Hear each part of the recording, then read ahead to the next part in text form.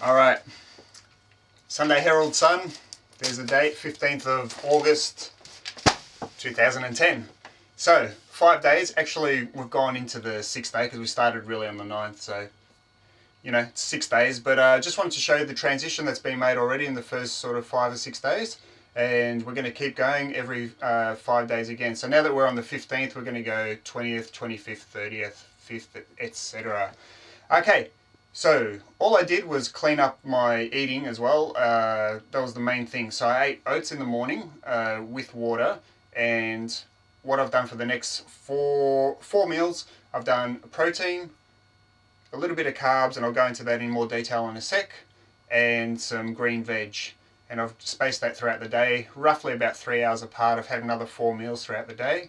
I've also kept going with a shake, so I've included a shake as a post-workout. Other than that, I've just cleaned it up as much as possible. I've been having tea and coffee, that kind of stuff. Haven't done anything else to my body either. Haven't in the coming episodes we're going to talk about tan and stuff like that, like I mentioned. But for the moment, I've kept everything else the same. I did go back and check my weight. So I started at 91 kilos, which was another kilo or 2.2 pounds more than what I said I was. So it was about 200 pounds, I think, from memory. So at the moment, I've already been able to drop 2 kilos or 4 pounds. So the way I've done that is just by cleaning up my diet. I've dropped dairy and replaced that with a calcium supplement.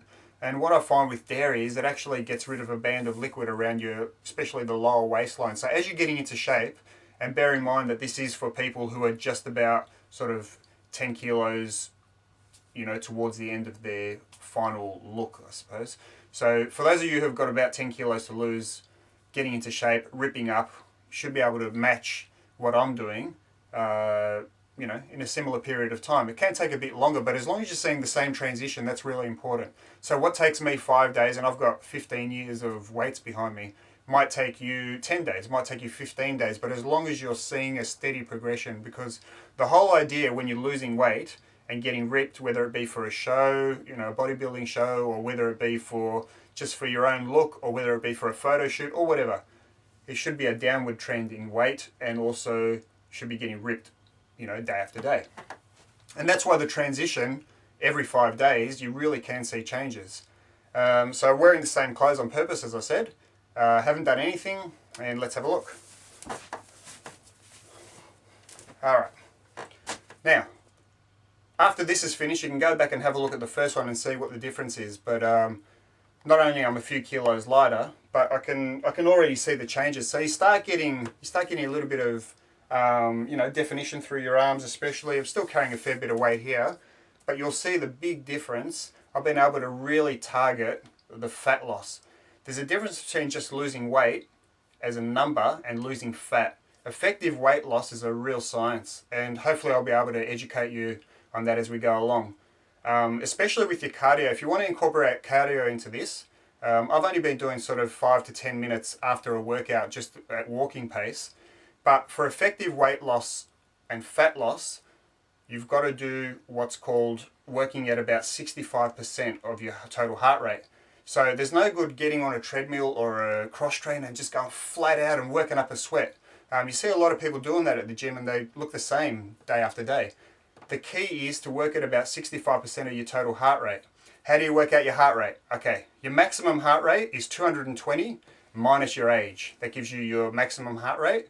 Then obviously 65% of that, work it out on the calculator. That's your ultimate fat burning heart rate. Now, to make it even more effective, and listen up for this, this is a really good tip, work 10% either side of that. So 65% of your total heart rate, let's not get too technical. Do 1 minute at about 55% and another minute at about 75%, and just keep altering. Go really fast, back it off, go slow. You only need to walk. You don't need to go flat out running and things like that, because you'll elevate your heart rate too much. Just keep it nice and steady. One key thing, if you're going to do cardio and really want to make a change with your body, do it first thing in the morning on an empty stomach. That is so important, and I stress that to my clients all the time. Do it in the morning, as soon as you wake up. You don't need a gym. If you've got a treadmill, great. If not, go outside. You can do a number of things. You can jog on the spot. If you've made the dedicated decision to actually get in shape, and you're already nearly there, then you'll do whatever it takes. Now, there's people out there saying, oh, I can't allocate 50 minutes a day, 5 days a week. It's unrealistic for the average person. Well, you know, I disagree with that.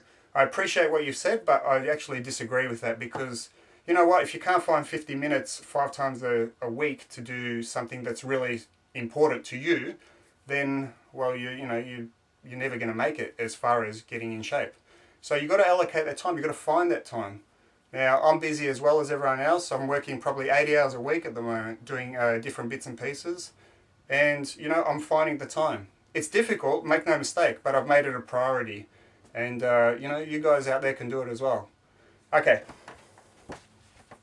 This is the side view now. So go back now and compare it to what we saw 6 days ago.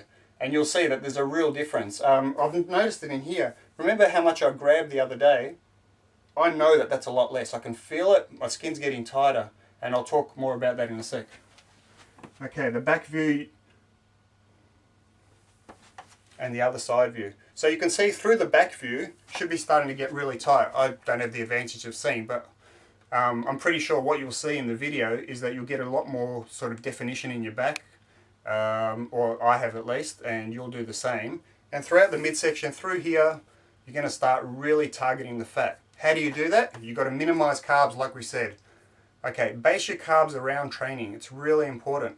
Have clean carbs. You've got sweet potato. You can have a little bit of rice. Doesn't matter if it's white or brown. That's really technical. It doesn't really matter. Just small amounts. You know, if you're having sort of sweet potato, work on about, if you're similar weight to me, around 200 pounds, you know, heading down towards a goal of about 180 pounds, then you've got to really work on about 80 grams of sweet potato for your first meal after your oats in the morning, and then slowly peak it back. Your evening meal shouldn't have any carbs if you're really trying to get into shape. Have a lean meal with protein and salad or veg in the evening. Okay, after your cardio in the morning, the first thing should be oats. Have some oats, which will give you your sustained carbs throughout the day, fill you up a little bit, have them with water, and then slowly throughout the day space out your meals about 3 hours apart. We'll talk more on that in the coming, you know, couple of weeks. But for now, I don't want to get too technical and bore you with all this information. That's what we've got. 5-6 days in, we'll see what we're looking at after day 10.